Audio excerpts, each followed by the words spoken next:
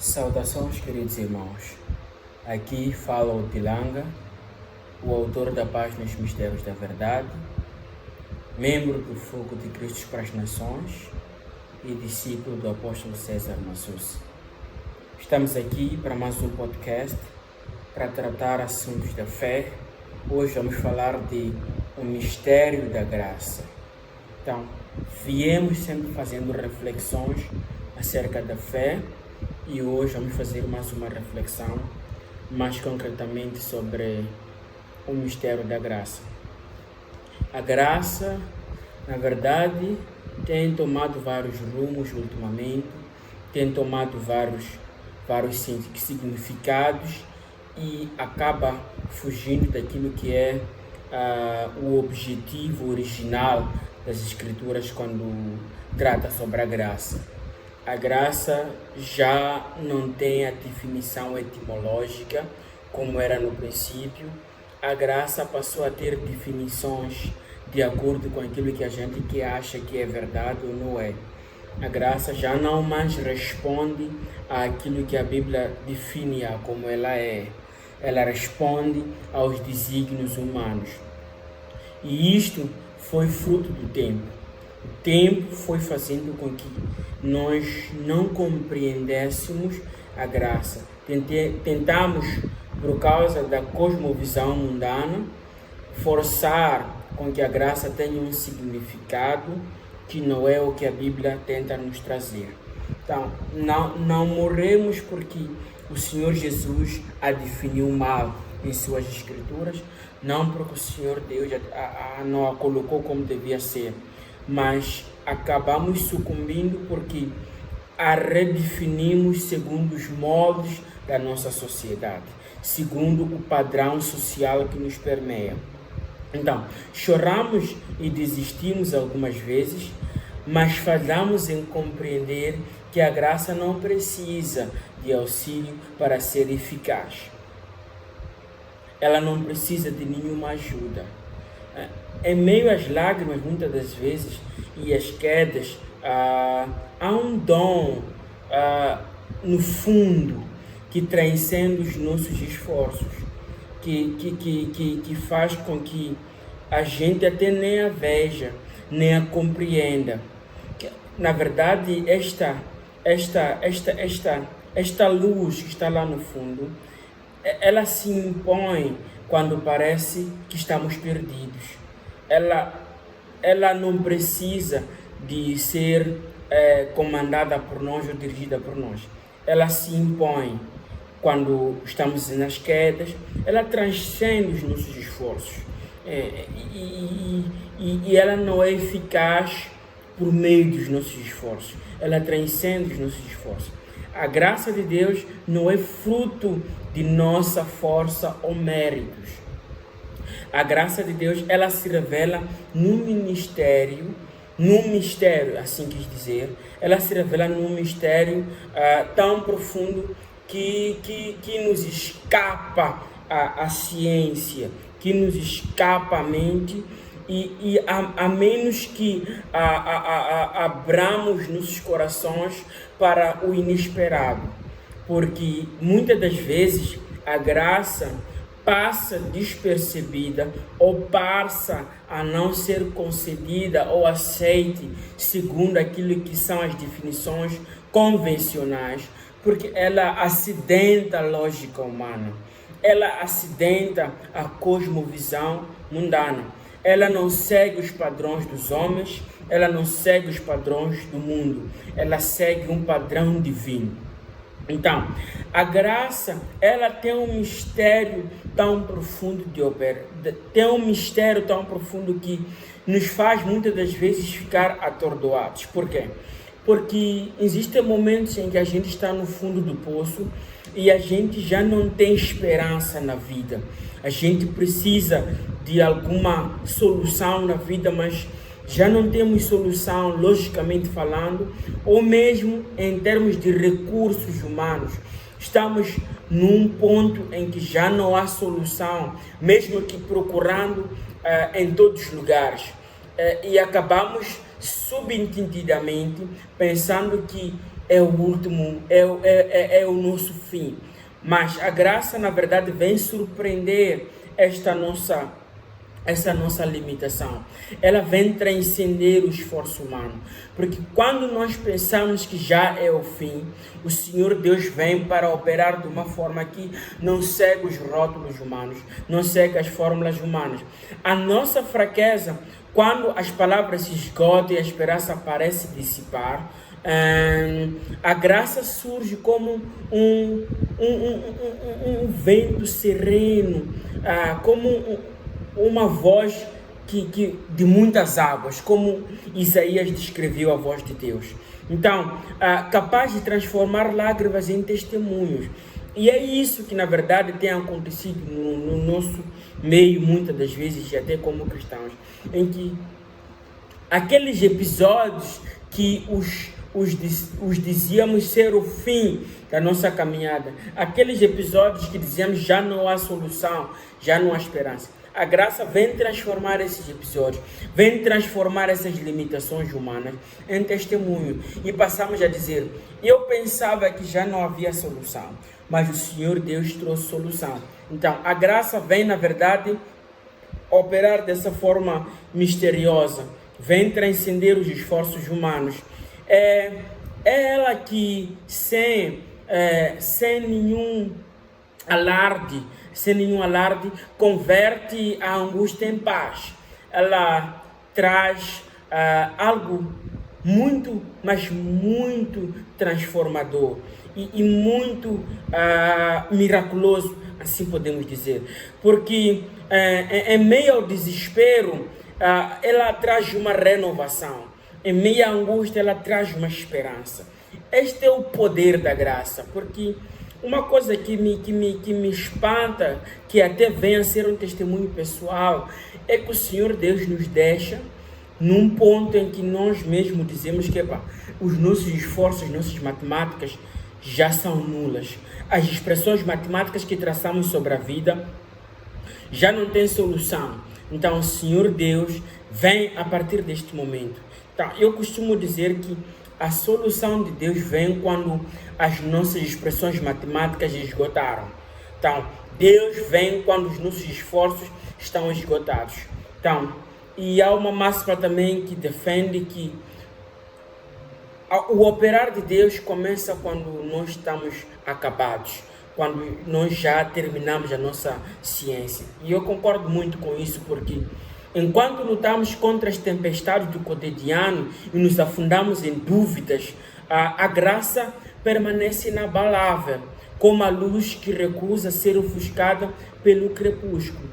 E isso é um mistério, irmãos. Isto não é uma questão de opinião pessoal. Eu acho que isso, eu acho que não. A graça tem uma forma de operar que é novidade, tanto para aquele que é idôneo na fé, tanto para os novatos na fé. Não há experiente para a operação da graça, porque somos minúsculos. É misterioso que, mesmo sem esforços grandiosos, a graça alcança nossos corações. Isso é um mistério. Não há ritual que conquiste, nem fórmula que incremente a graça. Simplesmente ela acontece. Ela acontece partindo do coração de Deus. Quer dizer, o que significa que a motivação que alavanca a graça não está no nosso modus operandi, está na vontade de Deus, está no coração de Deus. Então, não há nada que nós fazemos que possa alavancar a graça. A graça é derramada generosamente em nós, sem que precisemos fazer nenhum esforço, sem que precisemos fazer algum tipo de matemática a mais, porque a gente não pode controlar a graça, a gente é indefeso perante a graça, a gente é inútil, sim, perante a graça. A gente não faz nada para que a graça opere ou pare de operar. Nossa tendência, na verdade, de chorar e desistir revela o quão perdidamente humanos somos. Porque quando nós choramos, nós mostramos, manifestamos a nossa humanidade. Mas também neste momento do nosso choro, expõe a beleza de um amor que não se esgota, do nosso Deus. Porque enquanto nós choramos, enquanto nós agimos como pessoas que estão fora da linha de Deus, há uma misericórdia que se faz presente mesmo quando falhamos. Porque muitas das vezes esta forma de agir, chorar, sussurrar, até mesmo tentar fofocar, resmungar, isto é uma forma de agir que demonstra falta de fé. E a Bíblia diz que quem não tem fé não pode agradar a Deus. Por conseguinte, esta forma de agir mostra que a gente está longe de operar de uma forma que agrade a Deus. Mas mesmo assim o Senhor Deus vem operar em nós de uma forma miraculosa. Ele manifesta a sua graça e Ele não precisa que nós, de certa forma, façamos alguma coisa para alavancar a Ele, para operar. Há um mistério mais transcendental, que é a ideia de que há momentos em que nós fazemos e Deus diz: é porque você fez isto que eu te abençoei. E há momentos que Ele diz que não é porque você fez que eu te abençoei. O que significa que a motivação final da operação de Deus parte de Deus para Ele mesmo. O que significa que as leis que rotulam, as leis que classificam as nossas obras não dependem do mérito de legitimidade das nossas obras. Dependem do mérito do próprio Deus. O que significa que se Deus prefere olhar para as nossas obras com um mérito para nos abençoar, cabe a Ele. Mas as nossas obras em si, segundo a palavra de Deus, significa que se nós homens fazemos uma classificação das nossas obras, elas são inúteis, como trapo de imundícias, descreveu Isaías. Mas o Senhor Deus, pelas suas misericórdias infinitas, Ele nada o impossibilita de dizer que não, por causa daquele esforço que eu dedicei, e Ele conhece os nossos corações, eu vou abençoar este jovem. E temos muitas evidências da palavra de Deus que mostram que tentam associar a obediência humana à resposta de Deus das bênçãos.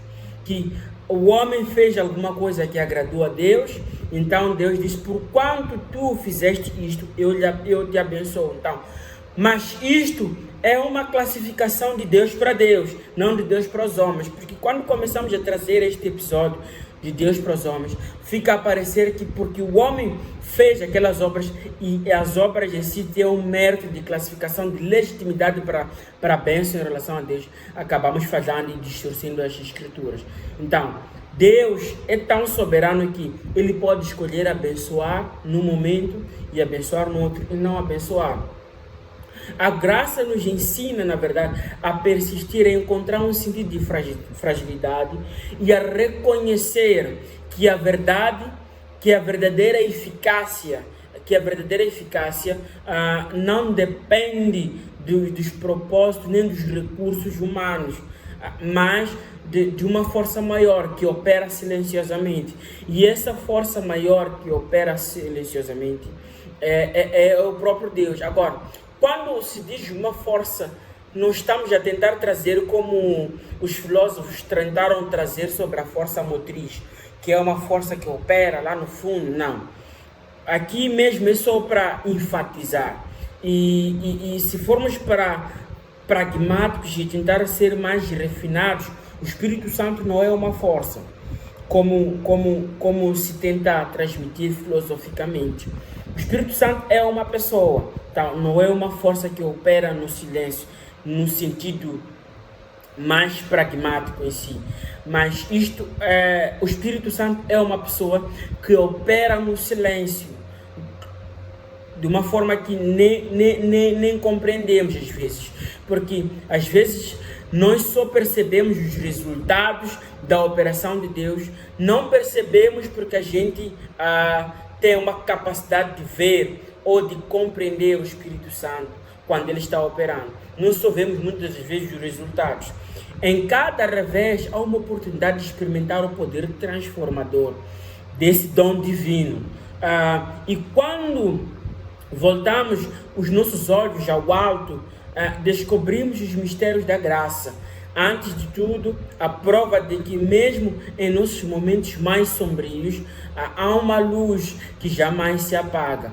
Há uma luz, há uma graça que excede todo o entendimento, que vai nos confortando. E isso é uma evidência que é de estilo de vida de todos nós, porque há um dever que nós às vezes nos sentimos depravados, mas há uma luz lá no fundo, há uma voz que nos conforta. É disso que estamos falando aqui. Então, lá no fundo há uma luz que não se apaga. E, na verdade, a graça tem vários mistérios e hoje propusemos falar até este ponto, que é mostrar que os esforços humanos, por mais belos que eles sejam e por mais necessários que eles sejam também, não são eles que fazem com que a graça opere. A graça opera segundo o poder de Deus e segundo a vontade de Deus.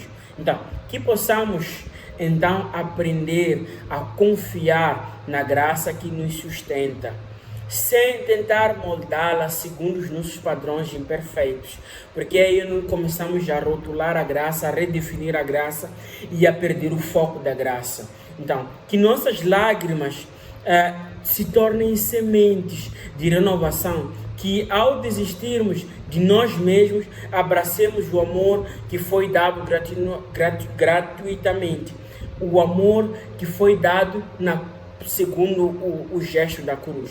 Então, aquela foi a maior manifestação do amor de Deus. Então, quando nós perdemos as forças e desistimos, então, que abracemos a cruz, que abracemos o Senhor Jesus.